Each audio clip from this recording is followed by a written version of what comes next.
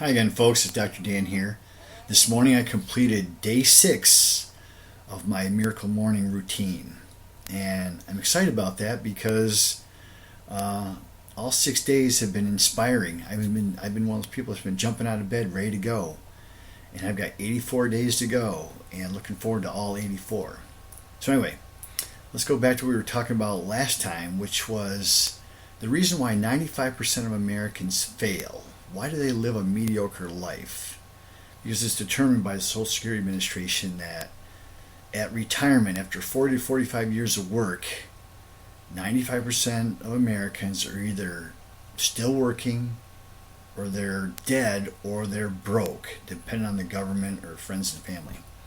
Why do they live a mediocre life? Well, we talked about the first reason last time, which was living a life where you're living with what they call rear view mirror syndrome. That's looking in the past to all the regrets that you had and all the mistakes you made and everything, and projecting that to your future, thinking that's going to change with that projection. It doesn't change. We just continue doing the same old things over and over. Hence, that's why I suggest you starting what we call the Miracle Morning routine.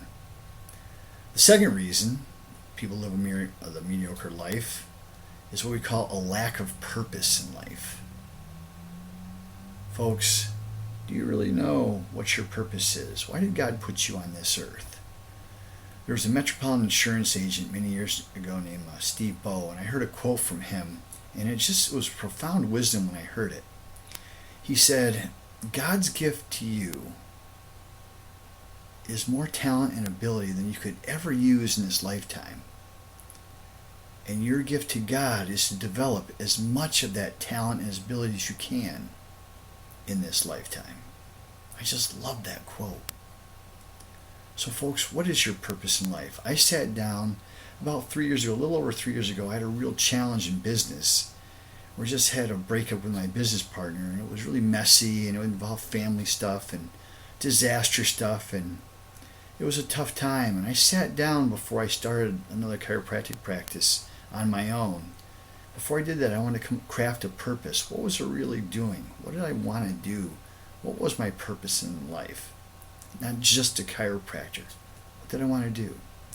And so I was reading a book at the time called Start With Why by a guy named Simon Sinek. And he helped me craft my purpose that I see every morning. So what is my purpose in life? My purpose in life is to inspire others, to do the things that inspire them, in order that they may better serve themselves, their families, their communities, and ultimately the world. I just love that purpose. Every morning when I wake up, I think, how am I going to inspire others today to do the things that inspire them? About 14 months ago, Drew came to me, my nephew, who works in the office with us now. And he was down. He just turned 24 years old. It was actually the day after his birthday, his 24th birthday. And on his birthday, his mother and sister had said to him that if he didn't change what he was doing, the ways he was working and the ways he was acting, that he would end up in prison like my older brother is still to this day. And it was just a devastating thing. And I watched this kid. This kid's my godson. And so I said, okay, we're going to do something. We're going to make some major changes. Just give me a couple days. Well, within 2 weeks, he and I went to a Bob Proctor seminar up in Dallas. And the name of the seminar was The Science of Getting Rich. And I thought, why not just open his eyes? And it blew him away. The wisdom that was taught up there at that personal development seminar was immeasurable. But we sat down after that seminar and we said, okay, let's get in business together. Let's turn around a small little business. We'll teach you business principles. Because his purpose, he outlined, was to get rich, which for a young guy, I understand. But anyway, so we thought, how can we do this? Because again, I said, to get rich, you've got to give a lot of service. If you want to make $1 million, give $1 million in service. How are you going to do that? So it took us a while. It took us a little over 13 months to find a business that would allow him to do that. But again, I wanted to have a business that was something that was going to be, more marketable, not just potions and lotions and all this crazy stuff out there, but something that was a real opportunity. So that's what the Doobly opportunity is. And that's what I've been sharing with you guys. But the Doobly opportunity is more than just saving money in e-commerce.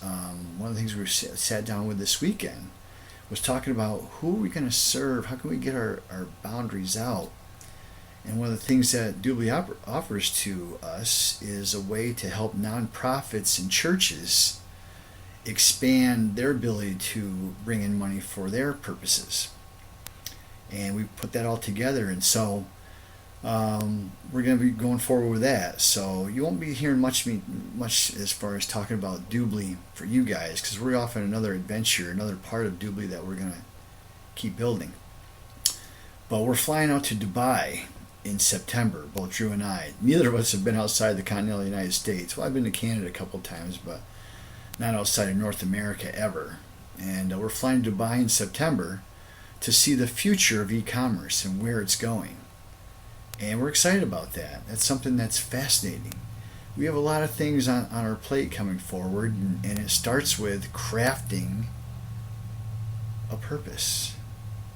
So folks, my challenge to you today is sit down. If you don't have yours, sit down and write out what is your purpose in life and make it involved.